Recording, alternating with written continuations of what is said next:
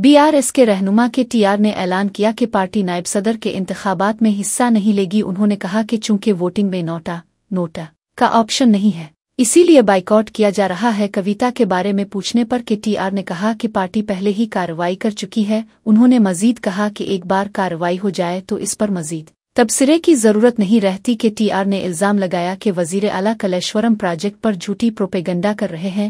उनके मुताबिक 240 टीएमसी पानी का कामयाबी से इस्तेमाल किया जा चुका है। उन्होंने कहा कि कांग्रेस ने सीबीआई इंक्वायरी का ऐलान करते ही नए वादे शुरू कर दिए। मल्लासागर से पानी लाने का ऐलान और संग बुनियाद की तकरीब भी महज दिखावा है। कि टीआर के मुताबिक कांग्रेस असल माखज पर नहीं बल्कि आखिरी हिस्से पर इफ्तिताह कर रही है ताकि उनकी नाकामी छप सके। उन्होंने मजीद इल्जाम लगाया कि मूसा नदी की खूबसूरती के मंसूबे के नाम पर मरहलावार लूट मार की जा रही है।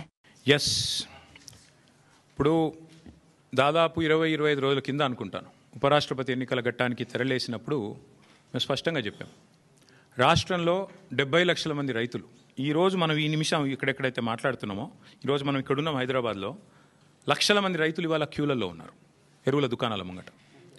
రాష్ట్ర వ్యాప్తంగా ఒక జిల్లా కాదు అన్ని జిల్లాల్లో ఎక్కడికక్కడ కొట్టుకుంటున్నారు, మహిళలు కొట్టుకుంటున్నారు, మహిళా రైతులు. అంత అరాచకమైన పరిస్థితి ఉంది.